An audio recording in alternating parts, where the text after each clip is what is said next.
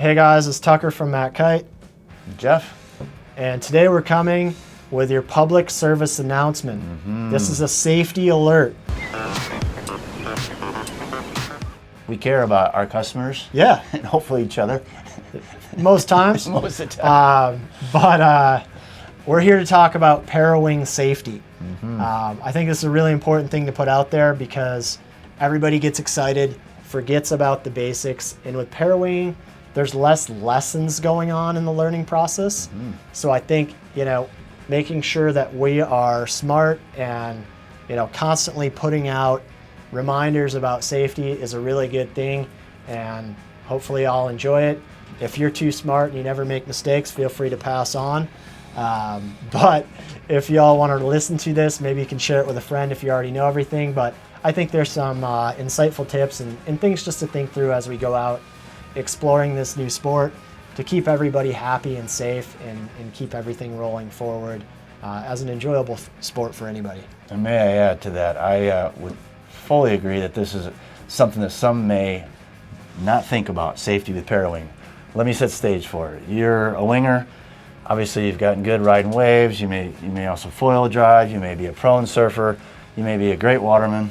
Been on the water for years. Sounds like you're surfing, going from experience here, Mr. I'm Jeff. setting the stage for basically myself here.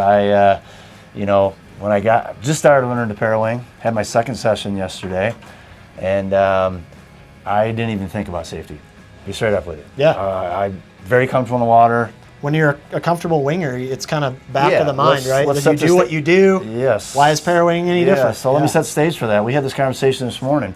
With a wing, you have an inflatable wing, and you have your board. You have two things of flotation. I'm not advocating that you shouldn't wear a life preserver even when you're winging, but you have a backup plan. If I would say even three, because most wings you have a strut and a leading edge that are, and if you pinch them independent, or you can pinch them off. Yeah. Now they're isolated. They're each a flotation device. Yeah. So those are things that if your board leash breaks or your wing breaks and goes away from you, at least you have your board to float on, or if your board gets away from you, you have your wing.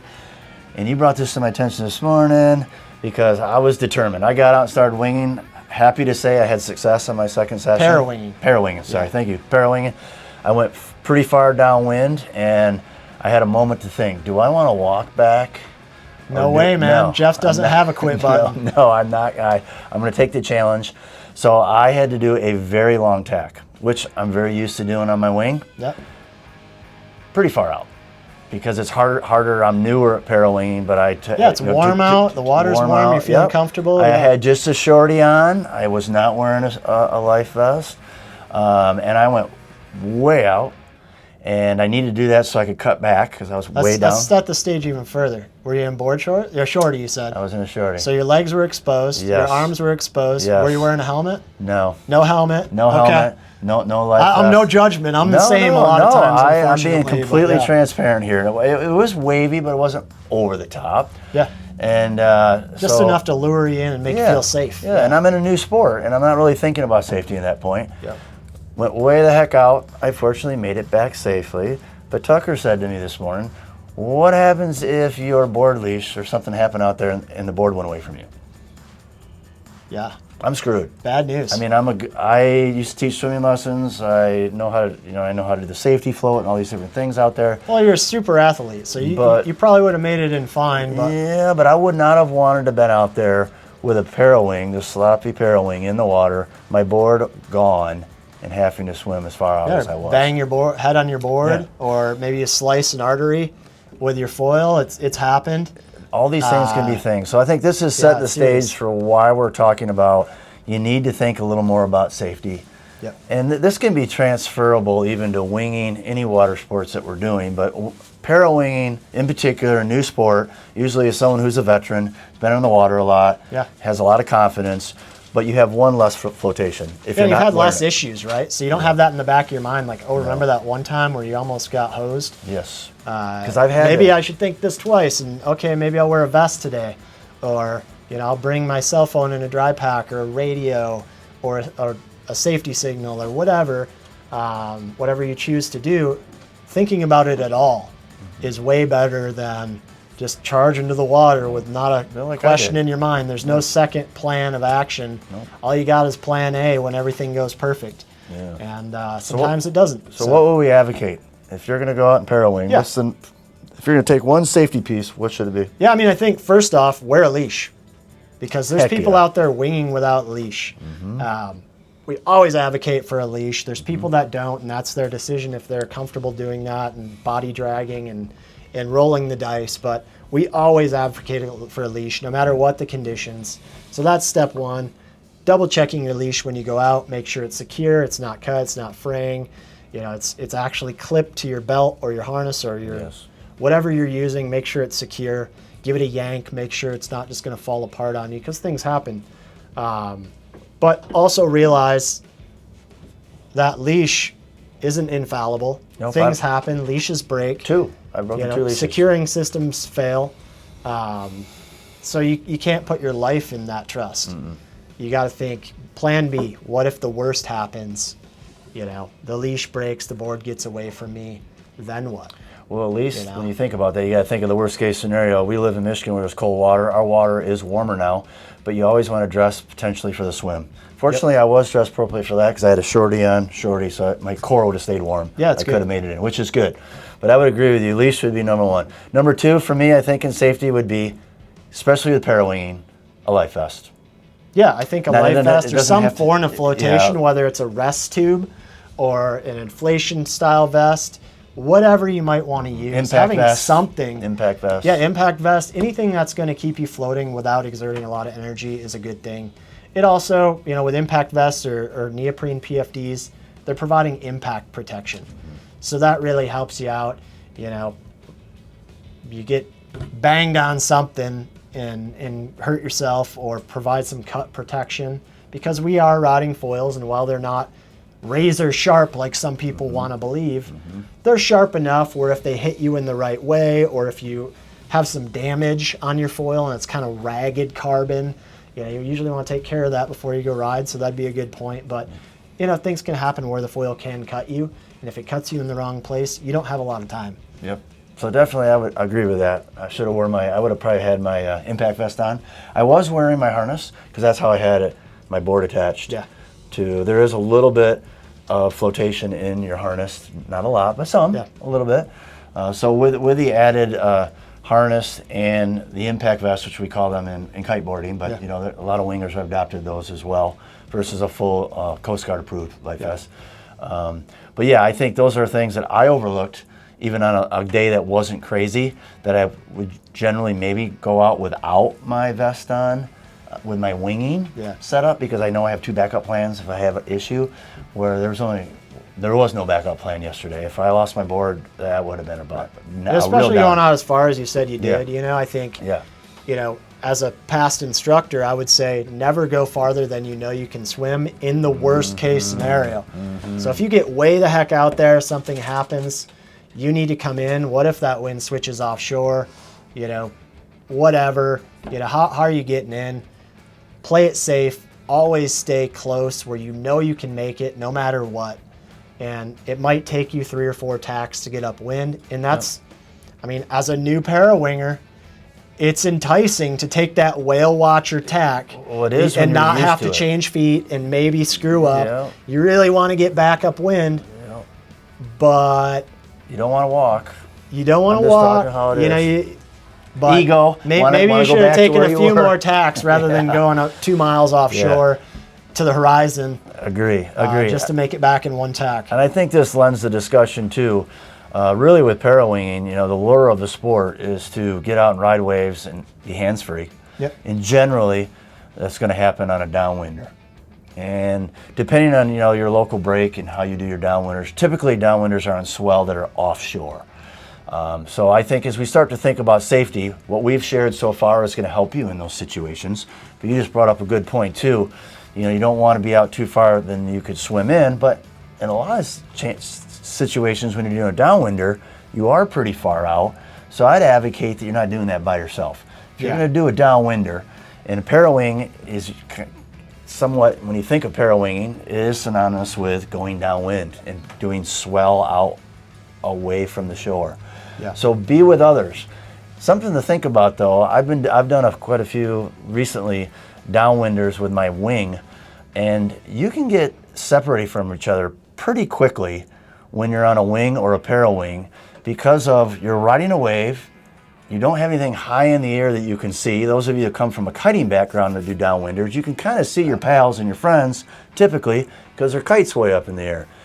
So you can see down where people are. In the event that a kite goes in the water, typically kites are pretty big, you can see them. But something that's really come to my mindset as we continue to talk about safety on the water with winging and parawinging, and you're doing downwinders, you can easily get separated. And it happened on one of our first downwinders. We're all pretty good, but what happened is one of our guys fell and was having a hard time getting up because of the wind. Meanwhile, we're just like riding the swell. And yeah, you don't even know because you're not even using your wing. No, and we're gone. And then we turn around to look, and we don't see anybody. We don't see a kite in the air. The horizon is white water and big waves. He was on a white wing. Could not see him. So we had to tack back. Fortunately, we found him. Yeah. But I think safety is in numbers if you're doing a downwinder. I would not do a downwinder by yourself. Yeah, have a plan. Think ahead, I think, is the moral of the story. It's all pretty commonsensical stuff. If you're going with a group of people on a downwinder, do a head count occasionally. Last person coming through, if you see somebody fall, slow down, hang with them. Bring a radio, bring a phone, whatever, be visible, that kind of stuff. Are small, easy things to do that can really, save somebody's life. And we did have a phone when we have been doing our downwinders. We have the impact vest with a little pocket, which waterproof. So that way, if you do get in trouble, you can at least notify your buddies that you're okay if you get to shore. Yeah. But I think, the moral of this discussion is, as you get deeper into water sports, you have a lot of confidence, you feel good about your ability, and that can come back to bite you. If you get a little too... But it always gets you when you think you're all good. Yeah. You get a little too lax, you get a little too comfortable, and that happened to me yesterday. I got a little... It's all good until you get a back cramp in the middle of the break zone and you're in the rip current. That wouldn't be good. You can barely move, let alone swim. So I do appreciate, I think this conversation we had this morning, we thought we wanted to share with you guys that I know there's others out there that are just getting into parawinging. And these are some things to think about, to be thinking about safety. Yeah. No matter how big of a waterman you are, when you get stuck out in the water and you're seeing the world from here, and, the water down here, and it can be humbling quite quick. Yeah. And you can feel out of control and feel like, this could be a problem. Right. So those are the more generic, think ahead kind of things, I think, but more specific to parawinging, some things I would add. Number one, like you said, remember you only got one flotation. So add another somehow. Rest tube, inflatable vest, inflation vest, PFD, water wings, doesn't matter. Something that'll float that you can rely on so that you don't exhaust yourself just keeping your head above the water. Something that people can find you if you can't get back. Secondly, I would say some people are using leashes with their parawings.